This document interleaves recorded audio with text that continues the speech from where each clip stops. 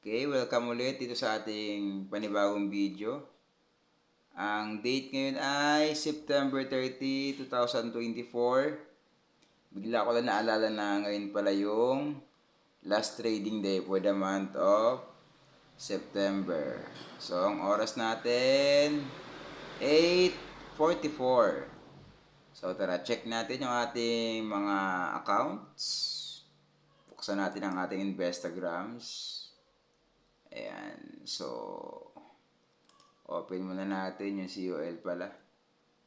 Check natin ang COL natin today. Okay, enter natin ang ating password. So, may ako na papakita, no? Baka makita yung password ko. Ayan. Then, enter natin. Login. Alright. Yan na.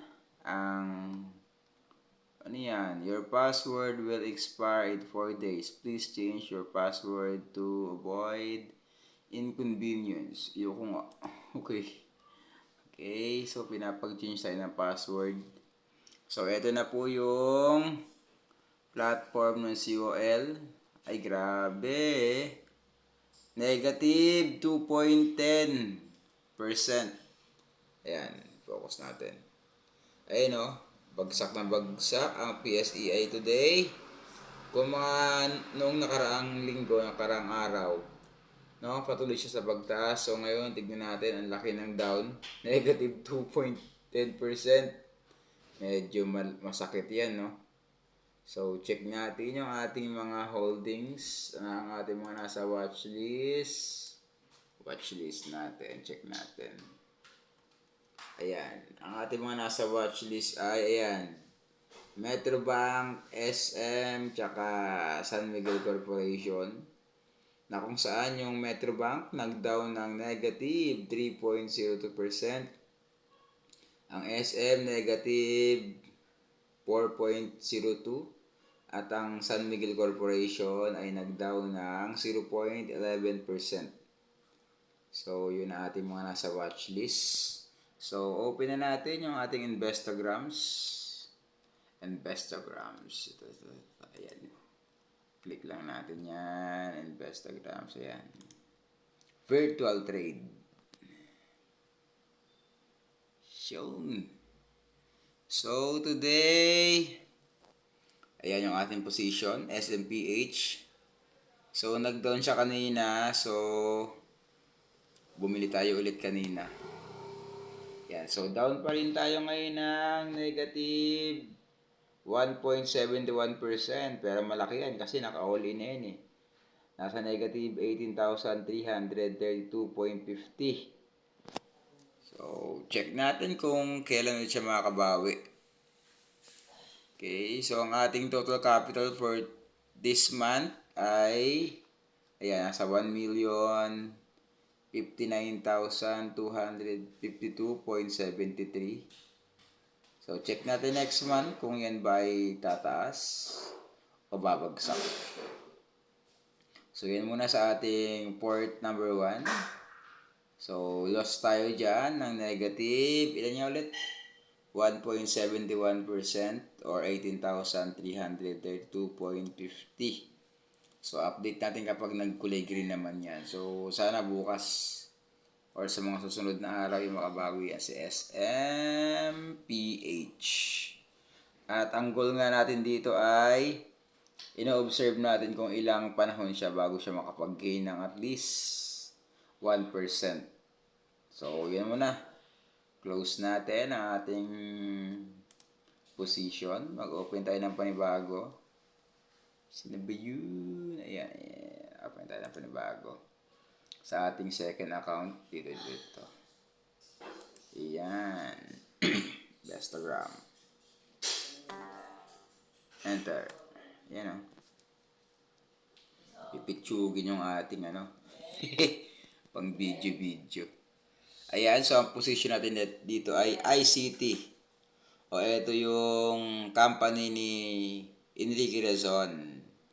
Ito yung International Container Terminal yata. So, ang last price niya kanina ay 404. Lugi tayo dahil ang ating average price ay nasa 411. So, ang ating negative today is negative 2.63%. Hindi naman malaki. So, ang equivalent niya sa peso ay negative 5,304.40. So, first tranche pa lang yan. At meron tayo rito remaining na available cash balance. 611,235.72. Yan. So, pag nag-down pa to ng itong negative 2.63, pag nag-down pa siya ng hanggang negative 5%, that's the time para italya natin itong another 600,000 mahigit, no? Para mag-average down. And then after, kapag na-all in na natin, yun na yun. Tamang pasensya, tamang antay na lang tayo. Antayin natin na tumaas ulit siya. So, ayan, ang total cash value natin dito ay 807,423.98%. So, ayan ang update sa ating account number 2. So, katulad ng sa account number 1, ino-observe natin itong ICT kung ilang panahon siya, ilang araw o linggo, siguro buwan, bago siya makarecover. Lalong-lalo na kapag ito ay naka-all-in na, no? So, kung mapapansin niyo yung ating mga tinitirang mga stocks ay panay blue chips. So, wala tayong penny stocks dyan. So, yan muna. So, open natin naman. Close natin to. Bang! Open tayo ng yung ating third account. Check natin dito.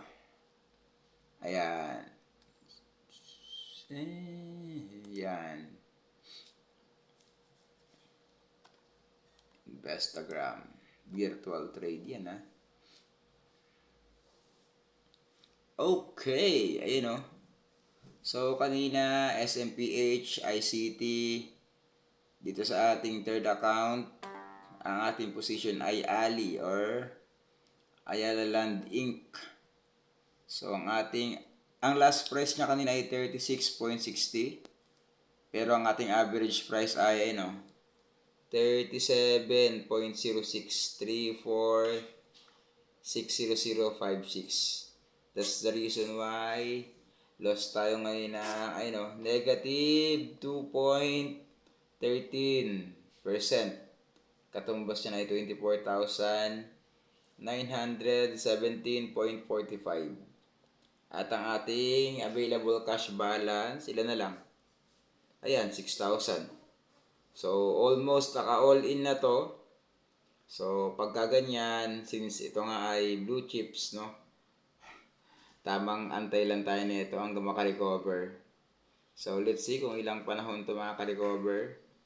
So, yan lang ang ating update sa ating third port. At ito ang pinakamalaking gains natin, no? Sa lahat ng portfolio. Kasi, ang ating available cash or total cash dito ay nasa 1,149,042.70.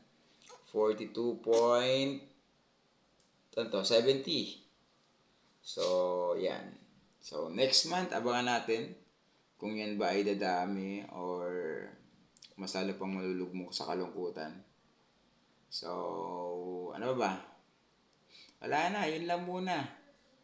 So, see you next month. Ciao, bye-bye.